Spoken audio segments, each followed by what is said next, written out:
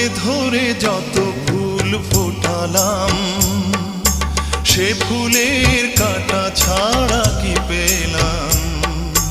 ভাগ্যের পরিহাসেরই নাম।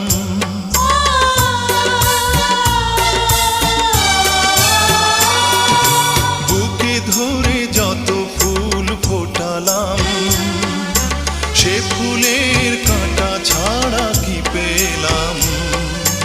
ভাগ্যের পরিহাসেরই নাম।